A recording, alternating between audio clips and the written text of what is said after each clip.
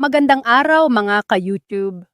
Ngayon, pag-uusapan natin ang 5 pinakamayamang lalawigan sa Pilipinas sa taong 2025. Ano ang sukatan ng kayamanan? Bakit sila ang nangunguna?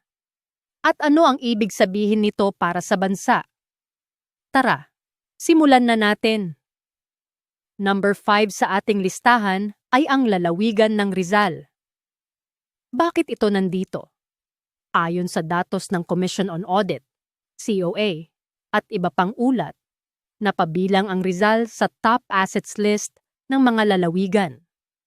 Isang mahalagang paliwanag, hindi lang ang Gross Regional Domestic Product, GDP, ang tinitignan, kundi pati ang assets ng provincial government, lupa, infrastruktura, investments, at iba pa. Sa kaso ng Rizal, malapit ito sa Metro Manila. Kaya maraming development projects, subdivisions, industrial parks. Pag-unlad ng mga barangay at lungsod, e.g., ang mga lungsod sa Rizal, ay nagsisilbing residential, industrial fringe ng NCR. Ang lokasyon at connectivity ay malaking factor. Sa madaling salita, Rizal hindi lang basta malapit lang sa Metro Manila. Nakakabit ang maraming negosyo, infrastruktura, at mabilis na urbanisasyon. Kaya narito siya sa numero 5. In 2024, the per capita GDP of Rizal was estimated at 111,524 Philippine pesos. Pumapangalawa sa huling dalawa ng listahan ang Batangas. Sa katunayan, sa ibang ulat, madalas itong matawag na second richest province ng Luzon sa mga nakaraang taon. Narito ang mga dahilan. Malaking pantalan at access sa dagat. Lumalawak ang export, import, maritime logistics.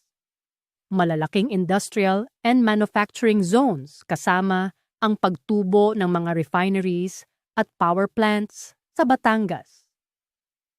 Malawak na agrikultura, turismo, mga beach, dive sites, at diversifying economy.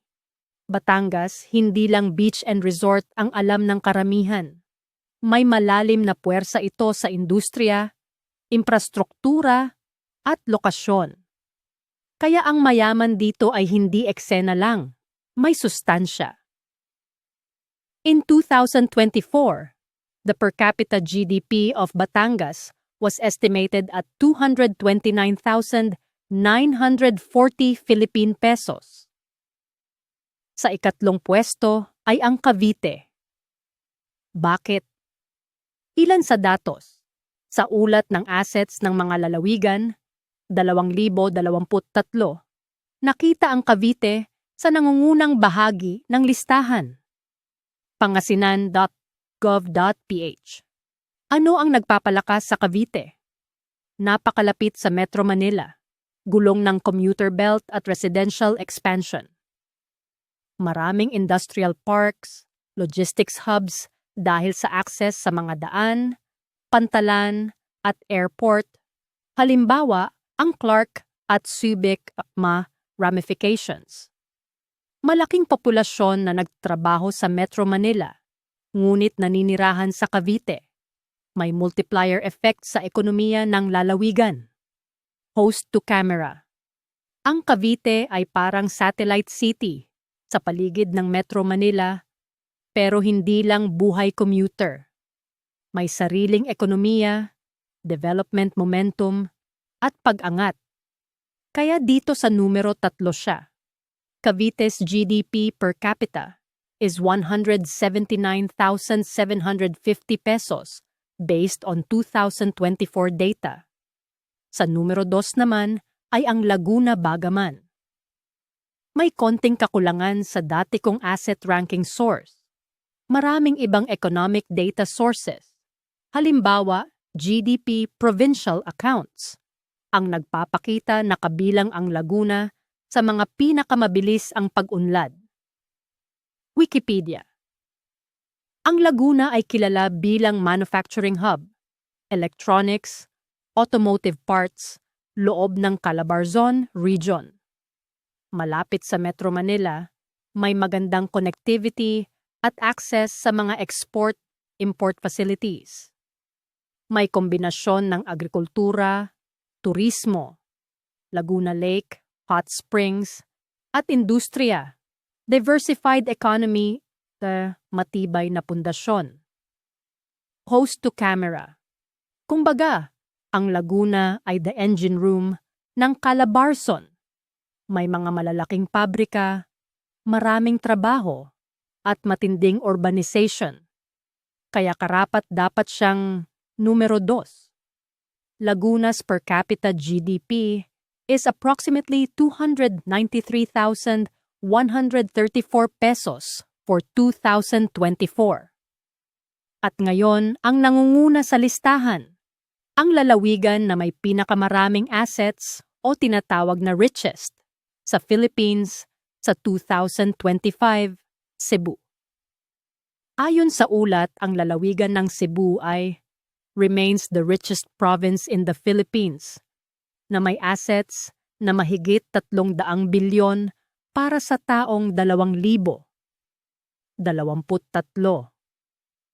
CebuDailyNews.Inquirer.net+1. Ano ang nagpapalakas sa Cebu? Historic at modern setting, Filipino. Queen City of the South. May turismo, beaches, dive sites, pero may malakas na industrial at serbisyo sectors. Malaking populasyon, malawak na merkado, at aktibo sa komersaryo at trade. Strategikong lokasyon sa Visayas. Central na hub para sa shipping, export, logistics. Patuloy ang pag-invest sa infra at negosyo, kaya lumalago ang assets ng gobyerno. Host to camera. Sa madaling salita, Cebu ay hindi lang tourism hotspot. Ang kayamanan ng lalawigan ay dahil sa maraming kombinasyon. Negosyo, industriya, serbisyo, infra. Kaya sa 2025, siya King of Provinces pagdating sa assets. The per capita GDP for the city of Cebu in 2024 was an estimated 346,491 pesos. Host on camera. Bago tayo mag-close, isang mahalagang paalala. Kapag sinabing richest province, ano ba talaga ang sinusukat? 1. Assets ng provincial government. Lupa, buildings, investments. 2. GDP o ekonomiya ng lalawigan. Produkto plus serbisyo. 3. GDP per capita o income per tao. Sa ating listahan, ginamit natin ang ranking base sa assets ng mga lalawigan tulad ng inilathala ng COA, mga ulat, noong 2023. Kaya may ibang lalawigan na mabilis ang ekonomiya, pero hindi kasing assets ng mga nasa taas. Maraming lalawigan ang may mataas na GDP growth, ngunit hindi pa rin kasing laki ng assets. Kaya mahalagang maintindihan ang konteksto. Mga ka-YouTube, huwag kalimutan. Ang tagumpay ng isang lalawigan ay hindi lang nakadepende sa laki ng assets nito, kundi kung paano ito ginagamit para sa kaunlaran ng lahat. Maraming salamat sa panonood. Kung nagustuhan nyo ito, i-like, i-share, at i-subscribe para sa iba pang marami pang video tulad nito. I-comment nyo rin kung ano ang gusto ninyo maging tema sa susunod. Kita-kita tayo sa susunod na video. Paalam!